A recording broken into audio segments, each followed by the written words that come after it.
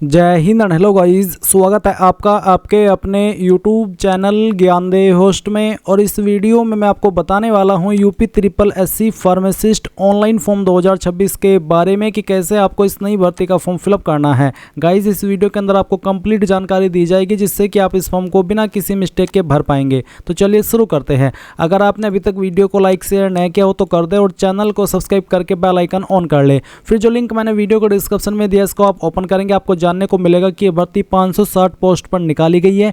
And guys, इसमें यहाँ पर जो आपकी मेन क्वालिफिकेशन है उस क्वालिफिकेशन के अलावा आपके पास पीईटी 2025 क्वालिफाइड होना चाहिए, क्योंकि अब यहाँ पर यूपी ट्रिपल एससी के जितने भी फॉर्म निकलेंगे या फिर निकल रहे हैं उसमें वही कैंडिडेट अप्लाई कर सकता है मेन क्वालिफिकेशन के अलावा जो कि पीईटी 2025 को क्वालिफाई किया हो। एंड इसमें क्वालिफिकेशन जो रखी है वो आपकी डिप्लोमा है, यानी कि आपके पास यहाँ पर फार्मासिस्ट का डिप्लोमा होना चाहिए। एंड एज लिमिट आपके 18 से 40 साल के बीच रखी गई है। फीस इसमें सभी कैटेगरी कैंडिडेट से मात्र 25 रुपये ही ली जाएगी। सैलरी आपको 25,500 रुपये से लेकर के 21,100 रुपये मिलने वाली है। एंड फॉर्म आप लोग 9 मार्च से लेकर के 29 मार्च 2026 तक भर पाएंगे। अब आप यहाँ पर ये देख लीजिए कि कौन सी कैटेगरी के लिए कितनी वैकेंसी है। और यहाँ पर जैसे कि मैंने आपको बताया कि अप्लाई करने के लिए आपसे diploma in pharmacy with Roshan in state pharmacy council, यानी कि डिप्लोमा इन फार्मेसी के अलावा आपका जो रसन है वो भी होना चाहिए स्टेट फार्मेसी काउंसिल के अंतर्गत। एंड गाइज, यहाँ पर आपको थोड़ा सा नीचे इसमें अतिरिक्त इन्फॉर्मेशन देखने को मिलेगी। और अगर आप इसका नोटिफिकेशन रीड करना चाहते तो ऑफिशियल नोटिफिकेशन पीडीएफ के ऊपर क्लिक करेंगे और इस नोटिफिकेशन से पूरी की पूरी जानकारी हिंदी लैंग्वेज के अंदर रीड कर सकते हैं। यहाँ पर अगेन आपको बता दो, आपको बोला है कि इस वैकेंसी पर अप्लाई करने के लिए वही अभ्यर्थी ऑनलाइन आवेदन कर सकते हैं जो विज्ञप्ति पद हेतु वांछित अनिवार्य अहर्ता धारित करते हो तथा प्रारंभिक अहर्ता परीक्षा यानी कि पीईटी 2025 में सम्मिलित हुए हो एवं उन्हें आयोग द्वारा प्रारंभिक अहर्ता परीक्षा 2025 का स्कोर कार्ड निर्गत किया गया हो। मुख्य परीक्षा हेतु अभ्यर्थियों की शॉर्टलिस्टिंग उनके प्रारंभिक अहर्ता परीक्षा 2025 पीईटी के नॉर्मलाइज्ड स्कोर के आधार पर मेरिट के अनुसार की जाएगी तथा शॉर्टलिस्ट किए गए अभ्यर्थी को ही मुख्य परीक्षा में प्रतिभाग करने का अवसर प्रदान किया जाएगा। यानी कि जितने कैंडिडेट भी इसमें अप्लाई करेंगे जिन्होंने पीईटी 2025 क्वालिफाई किया था उनमें से फिर कैंडिडेट शॉर्ट लिस्ट किए जाएंगे और उसके उन जो शॉर्ट लिस्ट कैंडिडेट की लिस्ट आएगी उन्हीं को फिर एडमिट कार्ड इशू होगा, जैसे कि अभी रिसेंटली लेखपाल की भर्ती में भी आपने देखा ही होगा। तो ये चीज़ आपको समझ में आ गई। अब चलिए, अगर आप इसमें एलिजिबल है तो मैं आपको बताता हूँ कि कैसे आपको इस फॉर्म को भरना है। जो लिंक वीडियो को डिस्क्रिप्शन में दिया हुआ है, जब आप इसको ओपन कर लेंगे तो इंपॉर्टेंट लिंक के सेक्शन से अप्लाई ऑनलाइन लिंक ओपन करेंगे, देन आपके सामने कुछ ऐसा इंटरफेस आ जाएगा। अगर आप होम पेज पर आ जाते हैं डायरेक्टली, आप यहाँ पर इस वाले इंटरफेस पर लैंड नहीं करते तो आपको यहाँ पर नोटिफिकेशन एडवर्टाइजमेंट इस सेक्शन के ऊपर क्लिक करना है और यहाँ पर जब आप आ जाए तो आपको अप्लाई के ऊपर क्लिक करना है। इसके बाद इस तरह का इंटरफेस आएगा। अब आप सबमिट एप्लीकेशन इसके ऊपर क्लिक करेंगे एंड देन आपके सामने इस तरह से इंस्ट्रक्शंस आएंगे। फिर आपको यहाँ पर टिक करना है और उसके बाद में आई एग्री इसके ऊपर क्लिक कर देना है।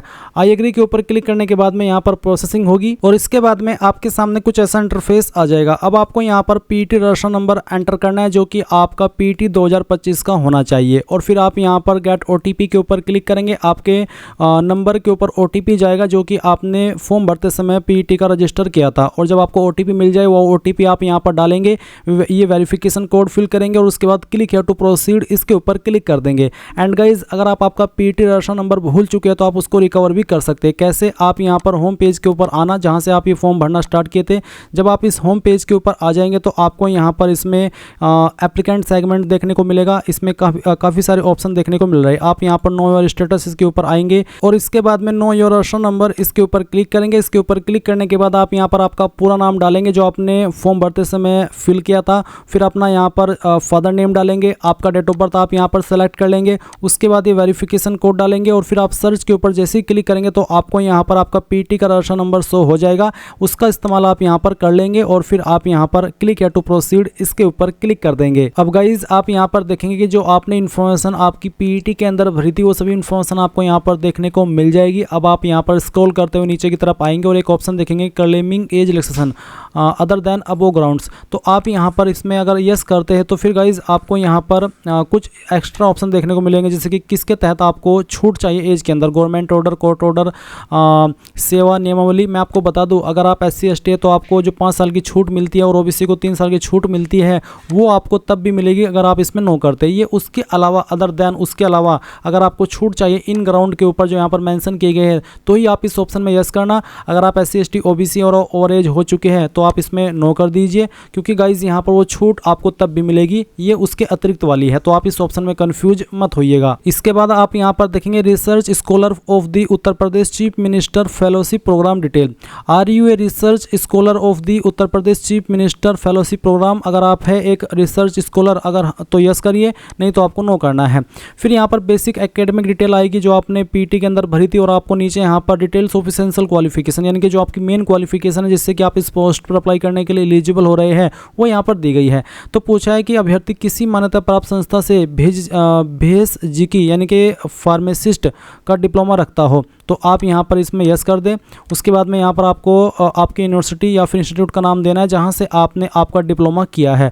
फिर आपको बताना कि किस साल के अंदर आपने डिप्लोमा पास किया है, वो आप यहाँ पर सेलेक्ट कर लेंगे। उसके बाद में आपको यहाँ पर या तो आपका सर्टिफिकेट नंबर देना है या रोल नंबर या फिर रजिस्टर नंबर, कोई एक चीज़ इनमें से डाल दीजिए। और फिर जो भी नंबर आप यहाँ पर डाल रहे हैं उसका जो इशू डेट है वो क्या है। अगर आप यहाँ पर सर्टिफिकेट नंबर डाल रहे तो आपको बताना है कि आपका सर्टिफिकेट किस डेट में जारी हुआ है।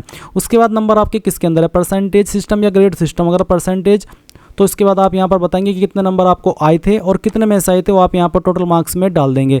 फिर पूछा है state pharmacy council Uttar Pradesh में पंजीकृत भी होना चाहिए, तो आप इसमें भी यस कर दीजिए। इसके बाद आप यहाँ पर बताएंगे कि कहाँ पर आप रजिस्टर्ड है, तो आपको यहाँ पर जो state pharmacy council Uttar Pradesh है उसका नाम आपको यहाँ पर डाल देना है। फिर आपको ईयर ऑफ पासिंग यानी कि किस साल में आपने रजिस्ट्रेशन करा है वो ईयर सेलेक्ट कर लेंगे। उसके बाद में जो आपका सर्टिफिकेट या फिर रजिस्ट्रेशन नंबर है आपके इस रजिस्ट्रेशन का वो आप डालेंगे, किस डेट में आपने रजिस्ट्रेशन कराया है वो डेट सेलेक्ट कर लेंगे। और उसके बाद आप ये कैप्चा कोड डालेंगे और सबमिट के ऊपर क्लिक कर देंगे। सबमिट के ऊपर क्लिक करने के बाद जो भी जानकारी आपने भरी है वो आपके सामने यहाँ पर इस तरह से आ जाएगी। आप नीचे की तरफ आइए, click here to proceed for photo and signature, इसके ऊपर क्लिक कीजिए। अब आपके सामने आपका फोटो और सिग्नेचर आपको देखने को मिलेगा, आप इसको चेक कर लीजिए क्योंकि आप इसको एडिट और मॉडिफाई नहीं कर सकते। अब आपको कंटिन्यू इसके ऊपर क्लिक करना है। अब आपके सामने यहाँ पर इसमें कुछ और इन्फॉर्मेशन देने का सेक्शन आएगा जो कि है आपका एज प्रूफ और कास्ट सर्टिफिकेट। अगर आप SC ST OBC है तो आपको कास्ट सर्टिफिकेट की जानकारी देनी है, और जो यहाँ पर एज प्रूफ है वो भी आपको देना होगा। इसमें आप एज प्रूफ में सर्टिफिकेट ऑफ मैट्रिकुलेशन यानी कि 10वीं का जो सर्टिफिकेट है उसकी इन्फॉर्मेशन दे सकते हैं। तो अगर आपने यूपी बोर्ड से 10वीं की है तो आपको बताना है किस बोर्ड के द्वारा आपका सर्टिफिकेट जारी हुआ। जैसे कि मैंने यूपी बोर्ड से किया तो मैं यहाँ पर यूपी बोर्ड लिख दूंगा कि मेरा सर्टिफिकेट यूपी बोर्ड ने जारी किया है। किस डेट में जारी किया है, आपके सर्टिफिकेट के ऊपर डेट मेंशन होगी, वो डेट आपको यहाँ पर सेलेक्ट कर लेनी है। आपको डेट देखने को मिल जाएगी किस डेट में आपका सर्टिफिकेट जारी हुआ है। उसके बाद यहाँ पर सर्टिफिकेट नंबर आपको डाल देना है और अपडेट के ऊपर क्लिक करके इसको अपडेट कर देना है। अब आप यहाँ पर कास्ट सर्टिफिकेट की जानकारी देंगे जो कि स्टेट का बना होना चाहिए, सेंट्रल गवर्नमेंट वाला नहीं बल्कि स्टेट वाला। अभी जो आप वीडियो में देख सकते हैं ये कास्ट सर्टिफिकेट है जो कि उत्तर प्रदेश शासन के द्वारा ही जारी हुआ है, और ये मैं आपको डेमो के लिए दिखा रहा हूं ताकि आपको बता सकूं कि कहां पर आपको क्या जानकारी भरनी है। तो यहां पर आपसे पूछा इश्यूइंग अथॉरिटी यानी कि किसने इसको जारी किया है। तो गाइज ये जो सर्टिफिकेट है यहां पर आप देख सकते हैं सक्षम अधिकारी / तहसीलदार, ये जारी किया तहसीलदार ने। आपको आपका सर्टिफिकेट देखना है और देखना है कि सक्षम अधिकारी के बाद में कौन सी पोस्ट लिखी गई है।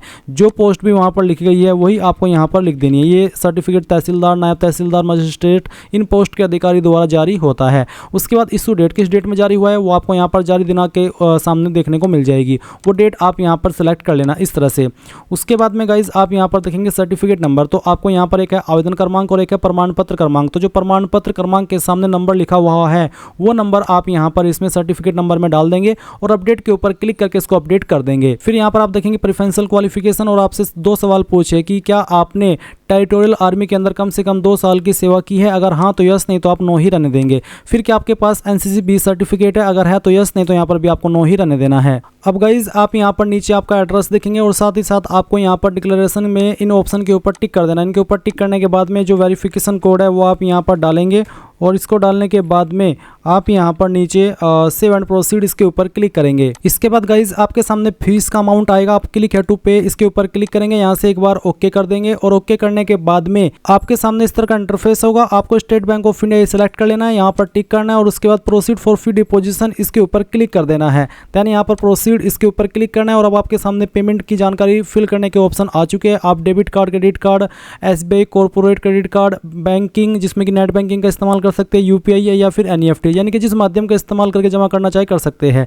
अगर आप यूपीआई सेलेक्ट करते तो आपको यूपीआई क्यूआर सेलेक्ट करके पे नाउ के ऊपर क्लिक करना है एंड देन इस क्यूआर कोड को स्कैन करके अपनी फीस पे कर देनी है। जैसी फीस पे हो जाएगी तो आपका फॉर्म फाइनल सबमिट हो जाएगा एंड गाइस उसके बाद आप अपने फॉर्म का फाइनल प्रिंट आउट ले पाएंगे। अगर आपका फ़ी पेमेंट में कोई एरर आ जाए और आप अपने फॉर्म का फाइनल प्रिंट आउट न ले पाए तो आपको जहां से आपने फॉर्म भरना स्टार्ट किया था इस वेबसाइट के ऊपर आना है अगेन, और यहां पर आ जाने के बाद में आपको देखने को मिलेगा इसमें applicant segment photo with signature uploading. अगर आपका एरर आ जाता है फोटो सिग्नेचर में तो आप इस वाले विकल्प के ऊपर क्लिक करेंगे, और अगर फॉर्म भरते समय बीच में कोई एरर आ जाता है और आपका फॉर्म बीच में रह जाता है तो आपको रिमेनिंग डिटेल सबमिशन इस वाले लिंक के ऊपर क्लिक करना है और यहाँ पर राशन नंबर डालना है, डेट ऑफ बर्थ सेलेक्ट करनी है, जेंडर सेलेक्ट करना है, are you domicile of UP इसमें यस नो करना है, कैटेगरी सेलेक्ट करनी है और ये वेरिफिकेशन कोड डाल करके प्रोसीड करना है। देन आप उसी पेज पर होंगे जहाँ पर आपको एरर आया था। इसके बाद अगर आपको यहाँ पर फीस के अंदर कोई प्रॉब्लम आती है तो आपको एप्लीकेशन फ़ी डिपोजिशन इसके ऊपर क्लिक करना है एंड देन अगर आप फॉर्म का प्रिंट नहीं ले पाते तो आप प्रिंट डिटेल्ड एप्लीकेशन फॉर्म इसके ऊपर क्लिक करेंगे, यहाँ पर राशन नंबर और बाकी की जानकारी भरेंगे और प्रोसीड कर देंगे। देन गाइज आप अपने फॉर्म का फाइनल प्रिंट आउट ले पाएंगे। तो मैंने सभी चीज़ें आपको एक्सप्लेन कर दी है। आई होप आपको सब कुछ क्लियर हो गया होगा। अगर अभी भी कोई सवाल डाउट है तो कमेंट के माध्यम से पूछ लेना। So thanks for watching. जय हिंद।